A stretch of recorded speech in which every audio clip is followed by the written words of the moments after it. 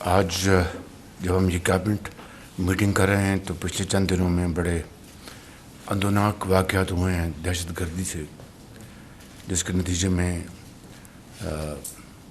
درجنوں بے گناہ پاکستانی شہید ہوئے ہیں، اور ابھی تک جو اطلاعات ہیں تقریباً 50 سے زائد پاکستانی شہید ہوئے ہیں۔ اس کے ساتھ ہماری افواج پاکستان کے افسر و جوان اور جو لا انفورسنگ ایجنسیز کے جو اہلکار ہیں وہ بھی شہید ہوئے ہیں۔ میں سمجھتا ہوں کہ یہ ایک بہت اہم معاملہ ہے۔ میں گزارش کر رہا تھا کہ یہ جو پچھلے چند ماہ سے جو لہر ہے کے پی میں، جنوبی جو ہمارا جو کے پی کا حصہ ہے، ڈیرہ اسماعیل خان، کرک اور دوسرے علاقے، وہاں پر بھی دہشت گردوں نے بے گناہ پاکستانیوں کو شہید کیا، اور یہ بات کوئی ابراز نہیں ہے کہ یہ تحریک طالبان کہ وہ دہشت گرد ہیں جو افغانستان سے جو آپریٹ کرتے ہیں، اور نہ صرف اس حوالے سے افغانستان کو سینسٹائز کیا گیا حکومت پاکستان کی طرف سے، بلکہ ان دہشت گردوں کے خلاف بڑے مؤثر آپریشنز ہوئے ہیں۔ اور اسی طریقے سے بلوچستان میں جو دہشت گردی کے کل جو تازہ واقعات ہوئے ہیں، ان کی جتنی بھی مذمت کی جائے کم ہے، لیکن یہ بات ذہن میں رہنی چاہیے کہ بے گناہ پاکستانیوں کو شہید کر کے تو یہ دہشت گرد اپنی دھاک بٹھا سکتے ہیں۔ میں سمجھتا ہوں کہ ان کی بہت بڑی غلط فہمی ہے۔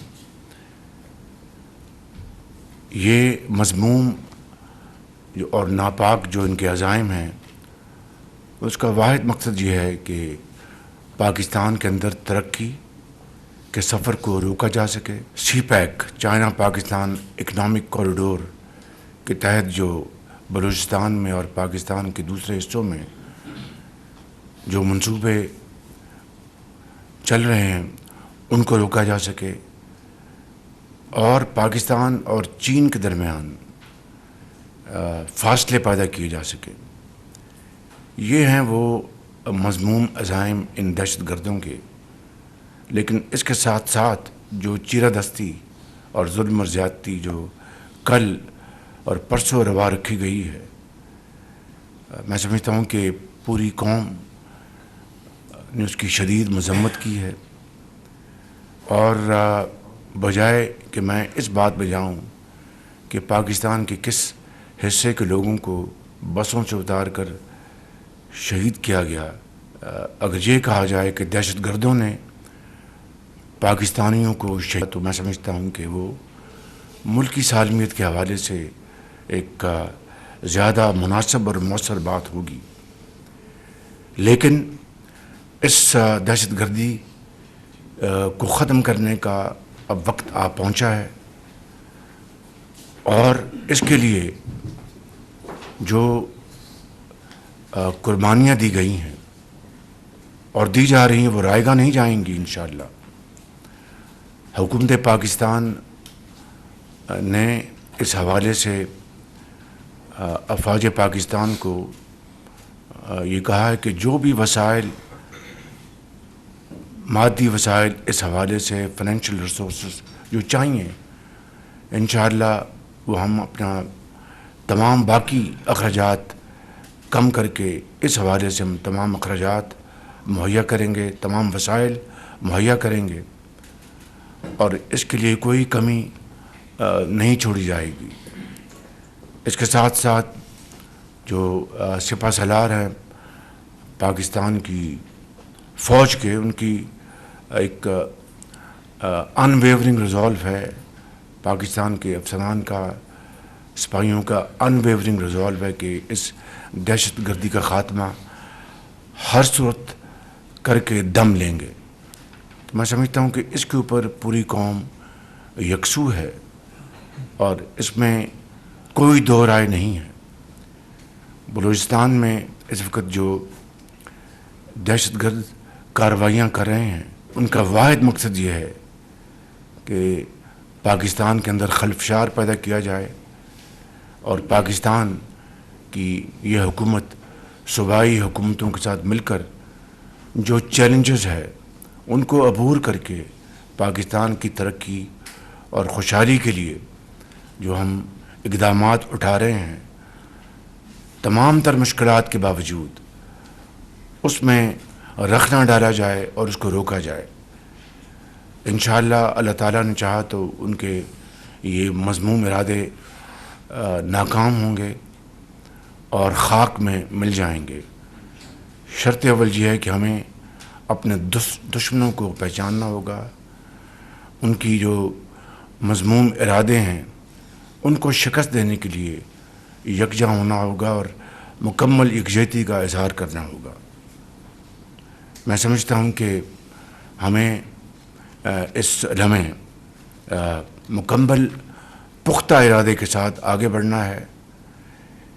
کسی قسم کی کمزوری اور کسی قسم کا ضعف کا سوال نہیں پیدا ہوتا, اور بلوچستان میں وہ لوگ جو پاکستانی سوچ رکھتے ہیں, وہ لوگ جو پاکستان کے آئین اور جھنڈے کو تسلیم کرتے ہیں, میں سمجھتا ہوں کہ ان کے ساتھ بات چیت کے دروازے ہر وقت کھلے ہیں. لیکن جو اس آڑ میں کہ دوست ماں دشمن, ان کے ساتھ نہ کوئی بات چیت ہو سکتی ہے, نہ ان کے ساتھ کوئی قسم کا نرم رویہ اختیار کیا جا سکتا ہے. یہ واضح پیغام ہے, اس میں کوئی دو رائے نہیں ہے.